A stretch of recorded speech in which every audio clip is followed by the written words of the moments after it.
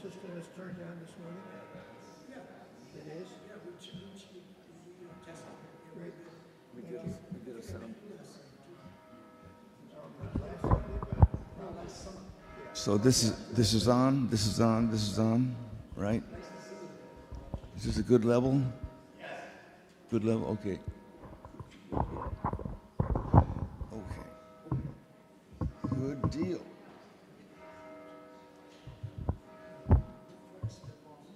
I won't. I will not step on.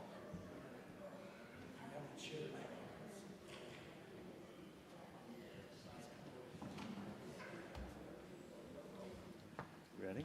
Yes, sir. Good morning, everybody. Good morning. Welcome to the First Unitarian Church of Providence, where we love beyond belief. My name is David Anthony. I'm the worship associate for this morning, and it's lovely to be here with all of you on this blessedly cool August morning. As you all know, during the summer, our worship committee runs a series of summer services that are run by members of our church community primarily, and we are thrilled this week to have the return of John Green, who's going to be giving us a sermon. John is a longtime member of our community and a frequent presenter in summer services in the past, and I'm really looking forward to hearing what he has to say. And we are also blessed to have Rod Luther and Rusty Beatty, who are going to be providing music for the service this morning, and they have very nicely come up with a series of songs that pair very nicely with the sermon and the story of the sermon for the songs coming from the time that John will be talking about. And so with that, we're going to turn it over to them for the prelude. So everybody just settle into your seats, take a deep breath, get comfortable, and settle into our service together.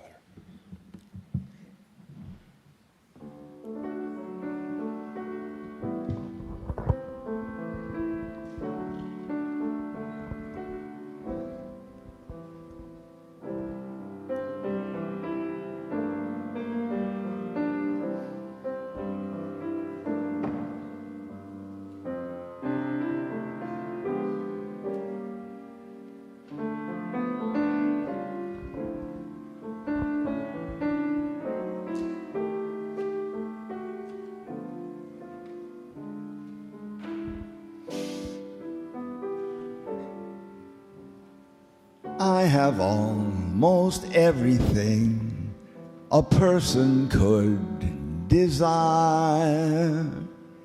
House and home and bearskin rug to lie before my fire.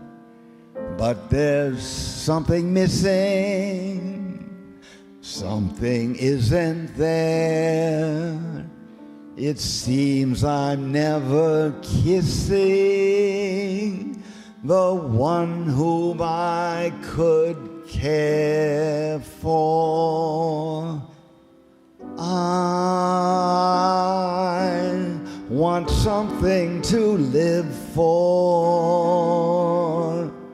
someone to help me make a life from frozen dreams. Oh, what wouldn't I give for someone to help me shape a life that means more than the shoulds and the ought to be's. Oh, when will I be who I thought I'd be? Now I sometimes walk the noon crowds, I scan the promenades, looking for her. Yes, love died, but I'll still try to find something to live for, something to live for, something to live for.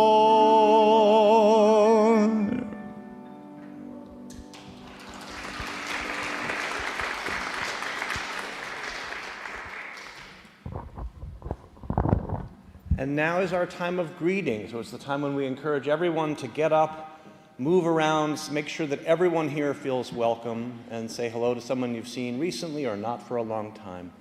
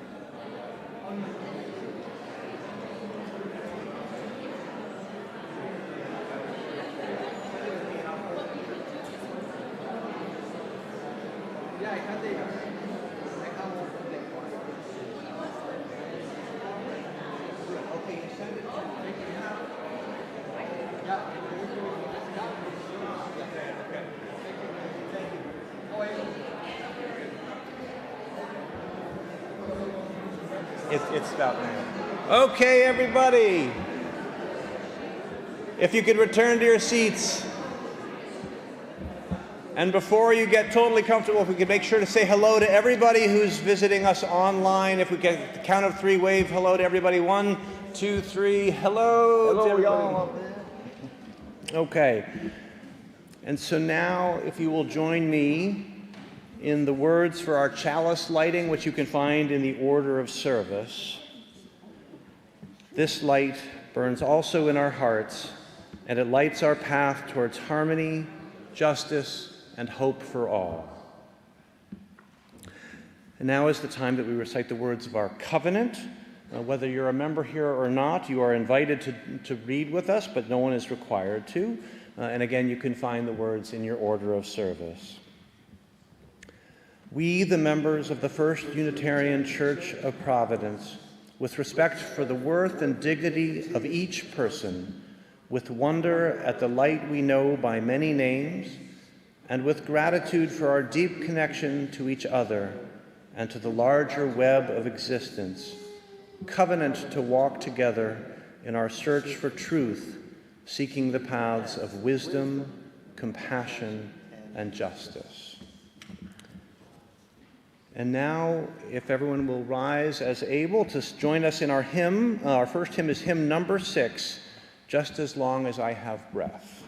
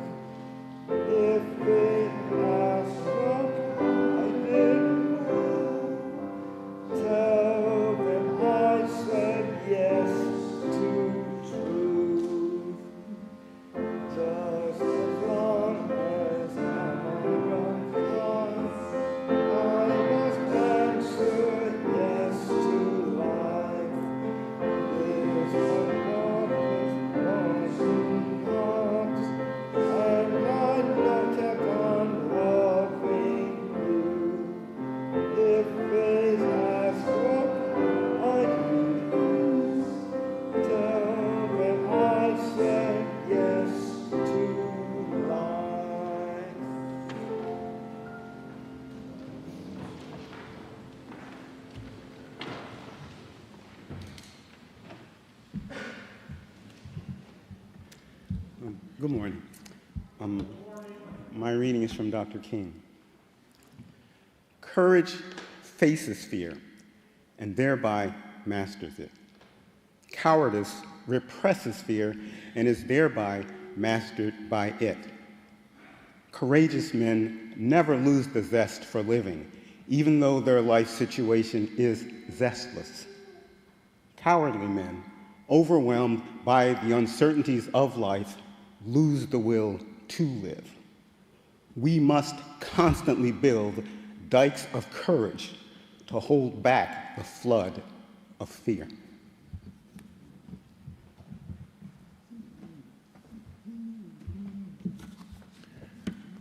And our second reading this morning is from the American poet Maya Angelou. It's titled Continue. Continue. My wish for you is that you continue. Continue to be who and how you are, to astonish a mean world with your acts of kindness.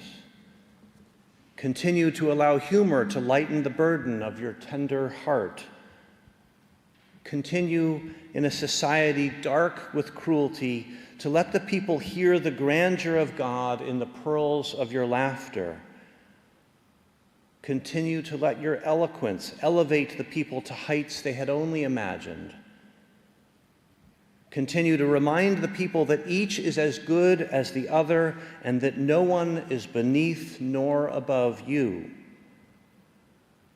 Continue to remember your own young years and look with favor upon the lost and the least and the lonely. Continue to take the hand of the despised and diseased and walk proudly with them in the high street. Some might see you and be encouraged to do likewise. Continue, and by doing so, you and your work will be able to continue eternally.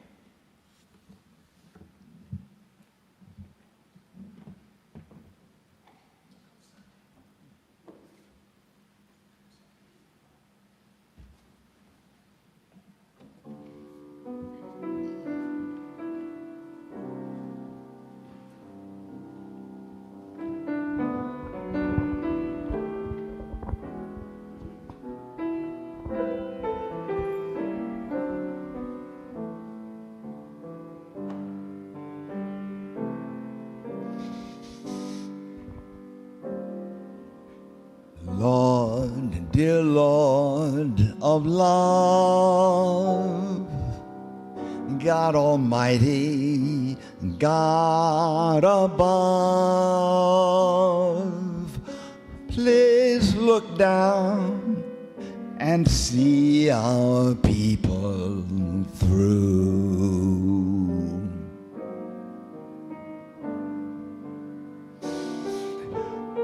I believe the sun and moon will rise up in the sky when the day is gray. It's only clouds passing by. Lilies of the valley, they neither toil nor spin, while flowers bloom and springtime birds sing.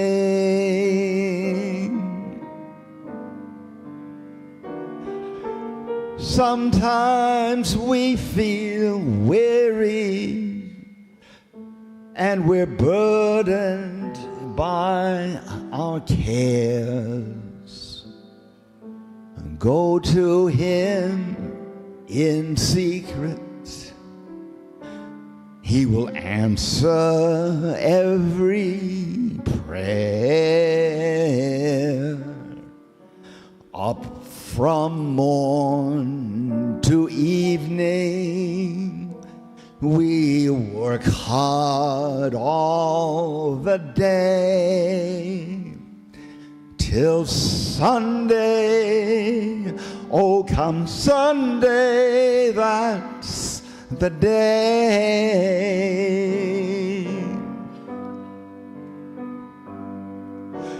Some folks say life's meaningless, our efforts are for naught.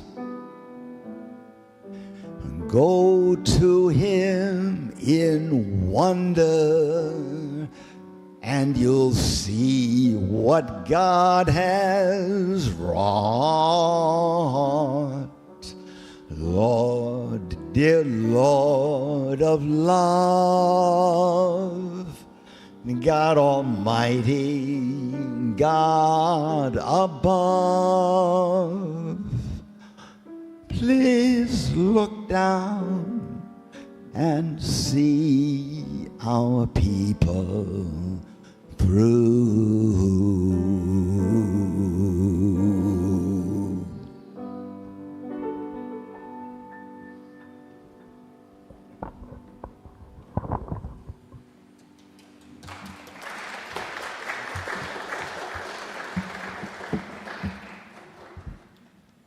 So now we hear the joys and sorrows of the people in our congregation, as written in the book in the back of the meeting house.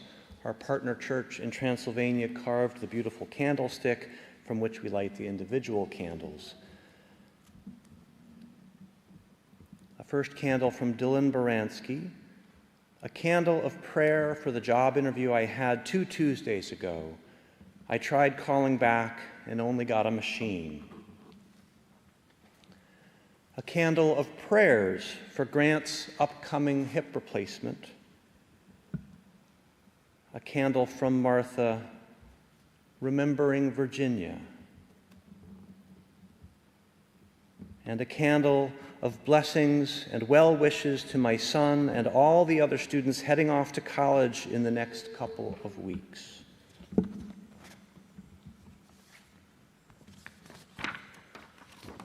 And now is the time in our service for meditation and silent reflection. I will read a brief meditation, which will then be followed by a brief moment of silence. During that time, if you have lost someone close to you in the past year, we invite you to stand or raise your hand to bear witness to that loss. And so for a moment, if everyone could just take a deep breath in and out, and again in and out. Our meditation today comes from Becoming, a Spiritual Guide for Adulthood by John Corrado. Here we are, children at the big party, having our moment in the sun, our piece of the action, till our bodies give way and we are called home. We're one big, not always happy family, given life and breath by an eternal parent we dearly long to know. Now we have our one shot at it, our one time to be a conscious part of this ongoing cavalcade. It's not a free and easy trip. We have to live with pain as well as pleasure, temptation as well as promise, loneliness as well as love, fear as well as hope. And though we are the guests of honor, we don't get to set the time of the party or its place, nor are we consulted about the guest list. This is our time, and there is really just one question. What are we going to do with it?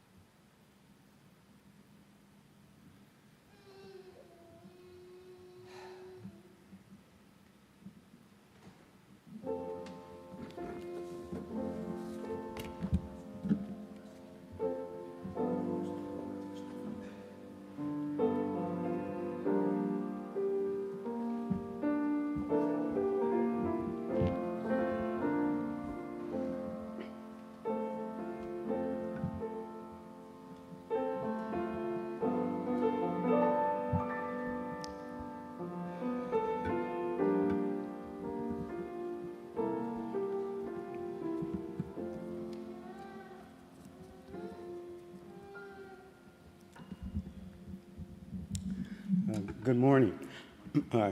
Just want to thank all of you all for seeing fit to be here today. I want to thank Rod and Rusty for their contribution. And I want to thank my wife for helping me cobble this thing together too, because I don't know how to use email and all that stuff. As promised, today's topic is holding on, letting go, becoming. And as always, I stand before you in the spirit of sharing and in the spirit of healing. We must accept that we have no say about where, when, or to whom we're born. And just as surely as we're born, we must again accept that there will come a time when each of us faces an inevitable, non-negotiable reckoning with death. I don't say this out of any sense of impending doom or self-pity. On the contrary, this comes instead not only out of a sobering sense of acceptance, but also from a now heightened sense of urgency.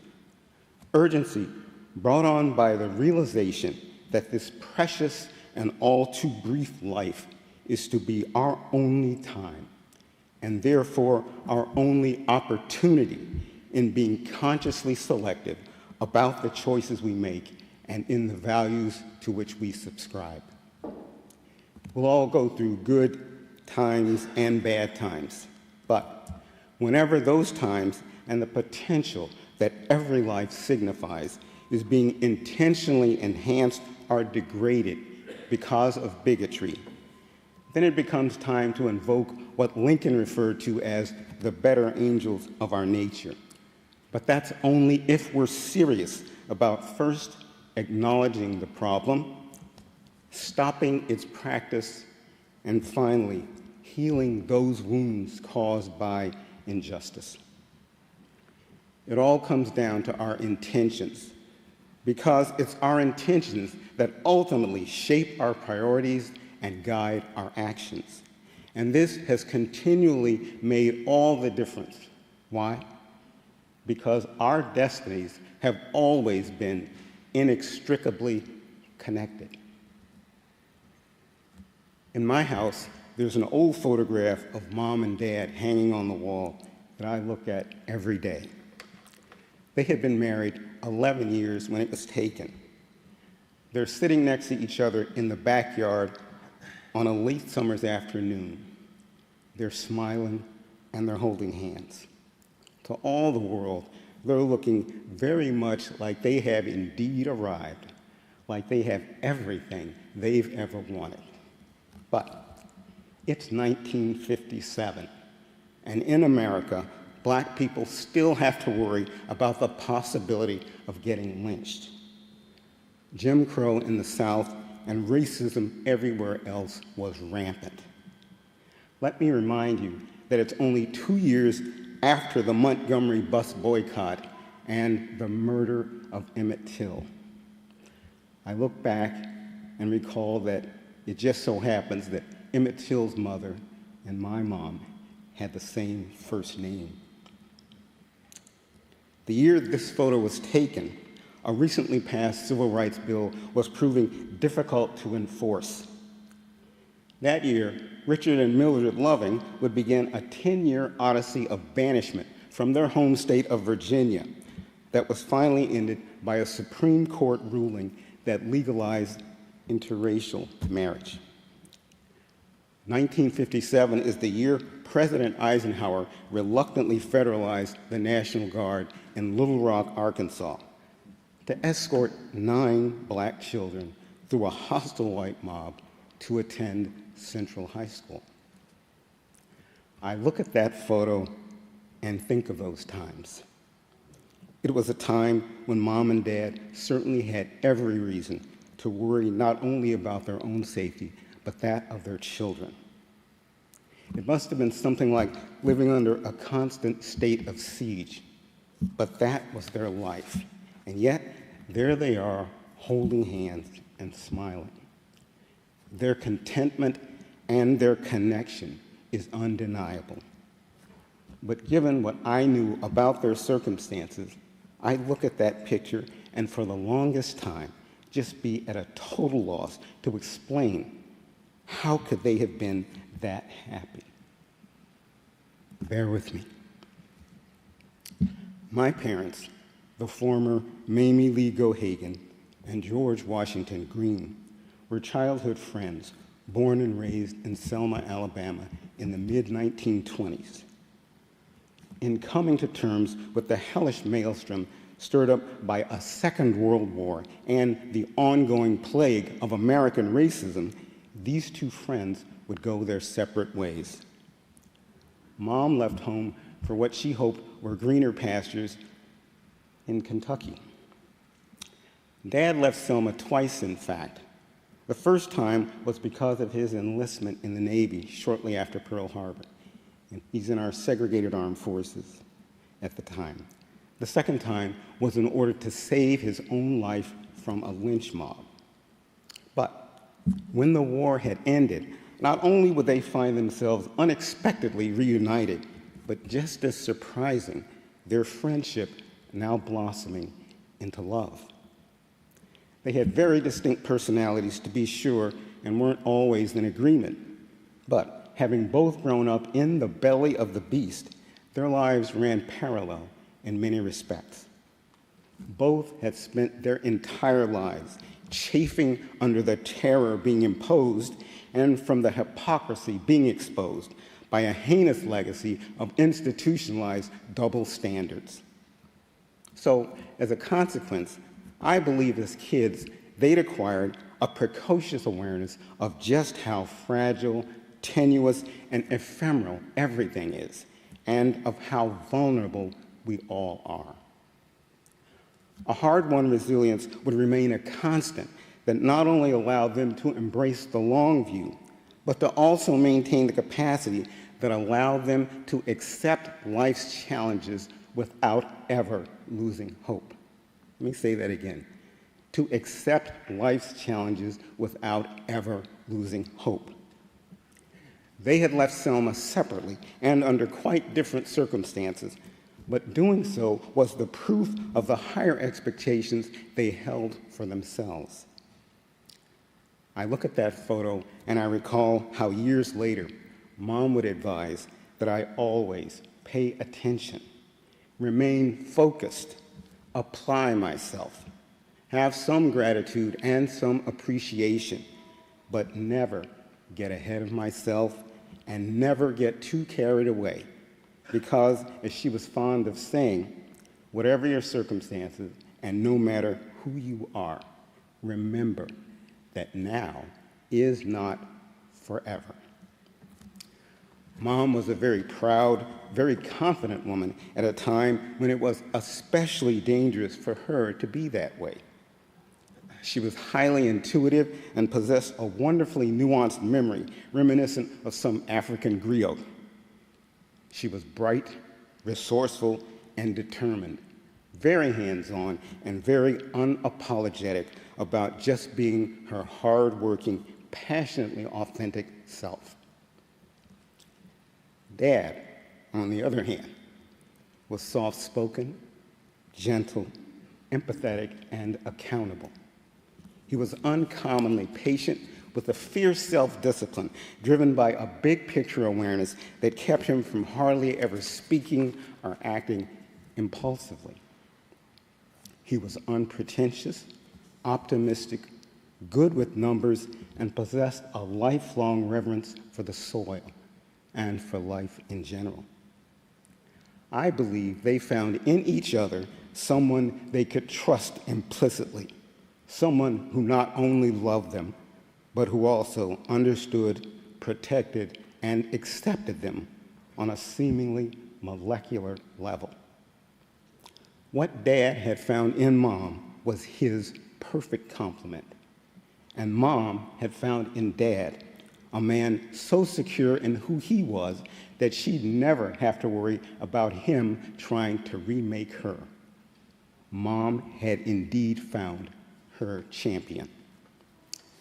Because of racism and sexism, Mom and Dad share the status of outcast. So being unjustly written off and facing disproportionately long odds was nothing new. But what had changed was that now they were no longer bearing this burden alone. There could be no better time for looking at each other, taking stock, and gathering themselves. The deliverance they were seeking had to start from within. It had now become their time to take the wheel and together set a course towards a balanced, equitable life of their own design, 180 degrees from the world they'd inherited. In a simple ceremony conducted by a justice of the peace, they were married on March 16, 1946, in Jeffersonville, Indiana. Afterwards, the then 22-year-old bride and her then 21-year-old groom would scoot back across the Ohio River and begin their new lives together in Louisville, Kentucky. Their past had now been breached. They had left Selma, and the war was over. But for them, the change in scenery was just that, because there was no end and no escape from racism. But the leap of faith, life-affirming ritual of marriage cemented their commitment to one another and became the cornerstone of their unshakable faith in a better future for themselves and for any children they may have. They would eventually have 9 children, but they would never have a lot of money in the bank. They would never own a car. And because of Jim Crow, they were only allotted a 6th grade education. But beyond any doubt, they remain the wisest, the finest, and the most generous people I have ever known. They were to have and to hold for 59 years until Mom passed away in 2005. She was 81. Dad told me that letting her go was the hardest thing he'd ever had to do. And then, as if he was speaking about all of us, he said to me, "I'm fine, but I'll never be the same." He then stated that every day he lived was still a blessing. He passed away in 2015 at the age of 90. My parents never failed to regard themselves as blessed, especially in the darkest of times. They would never lose their sense of humor. They would never relinquish their humanity or fail to acknowledge that same divine spark in others. I look at that photograph now and no longer feel as perplexed about just how and why they were able to attain and maintain such equanimity, which is not to say that I don't still regard that level of grace as something miraculous. But that being said, this is a level of grace that's always within our reach. 1957 was also the year Dr. King established the Southern Christian Leadership Conference. It was that year Sputnik was launched. It just also happened to be the year my twin sister and I entered the 1st grade. I look at that photograph these days, and now I too am smiling. Regardless of age, we are all somebody's child. Having children is the closest we will ever get to immortality.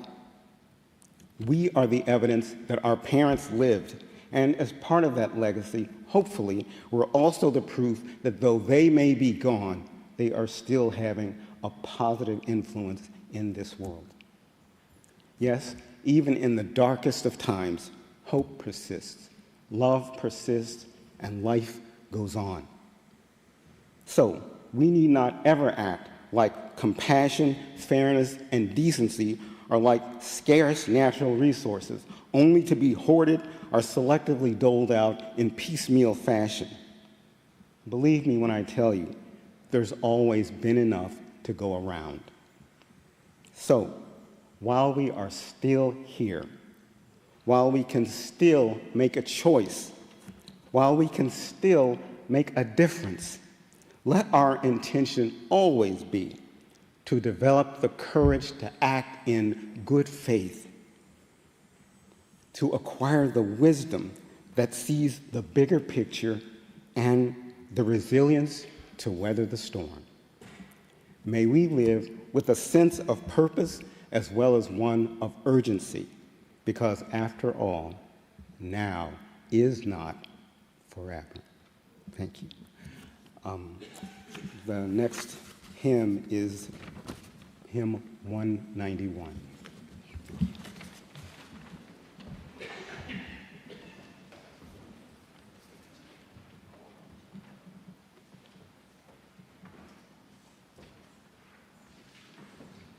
And I'll point out there's a typo in the order of service. It's 191. It says 161 in the order of service.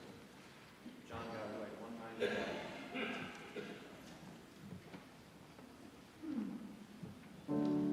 you.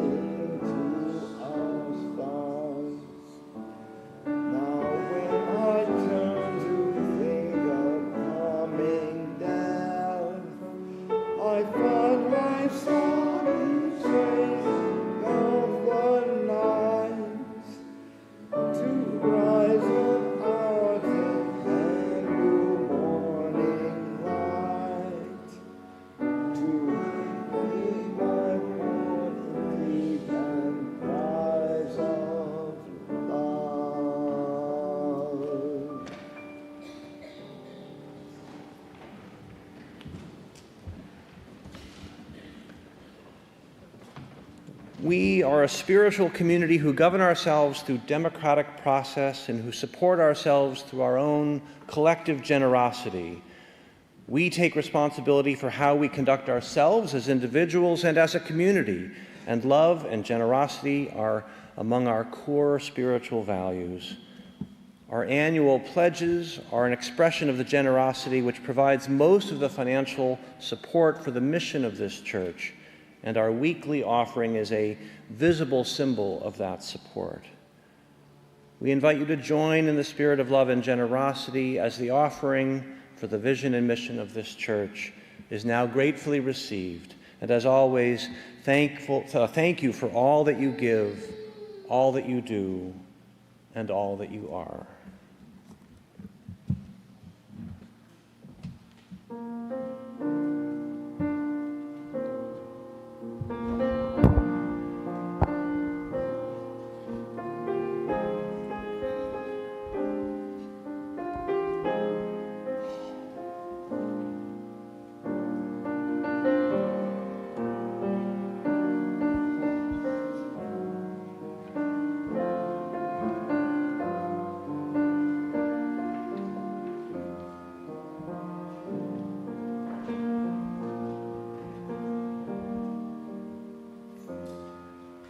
Them that's got shall get,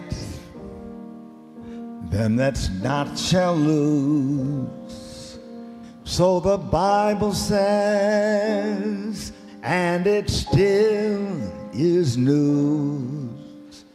Mama may have, Papa may have, but God bless the child who's got his own, who's got his own.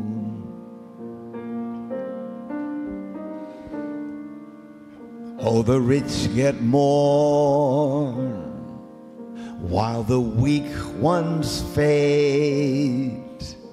Empty pockets they don't ever make the grade. Mama may have, Papa may have, but God bless the child who's got his own, who's got his own.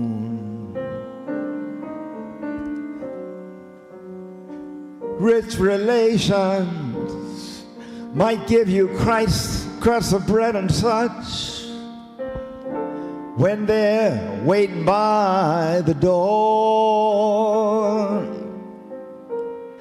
When they're gone and the spending ends, they won't come round no more.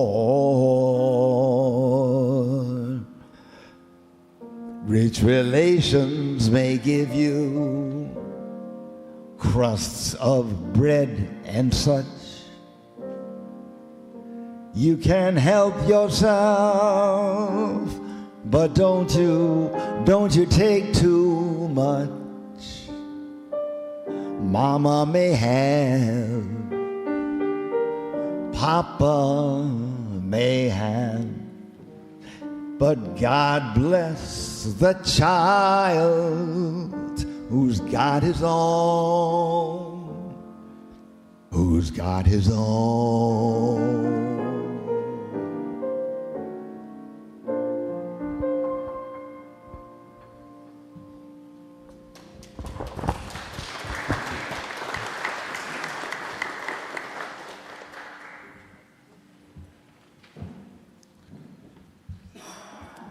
We have a few invitations this week.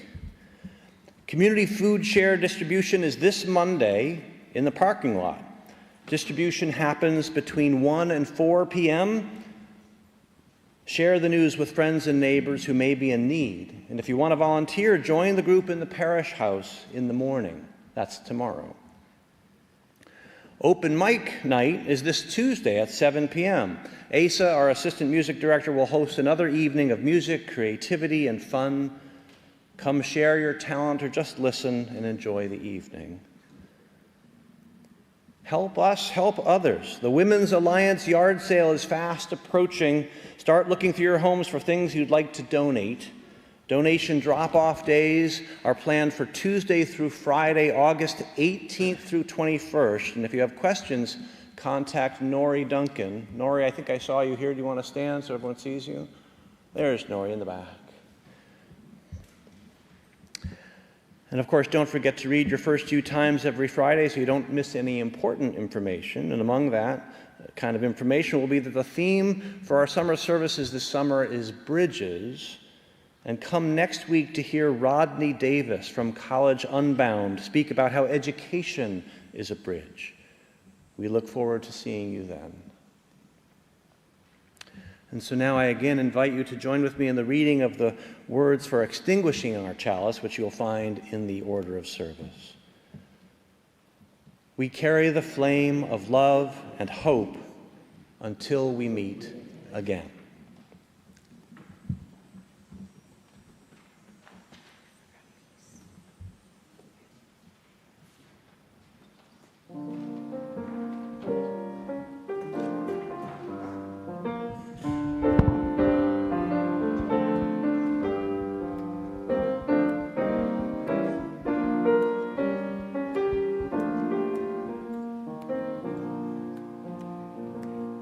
I let a song go out of my heart. It was the sweetest melody. That's when I lost heaven, 'cause you were the song. Since you and I had drifted apart, life hasn't meant the same to me. Please come back, sweet music. I know I was wrong. Is it too late to make amends? I know that we were meant to be more than just friends, just friends. I let a song go out of my heart. Believe me, darling, when I say I won't know sweet music, I won't know sweet music, I won't know sweet music until you return one day.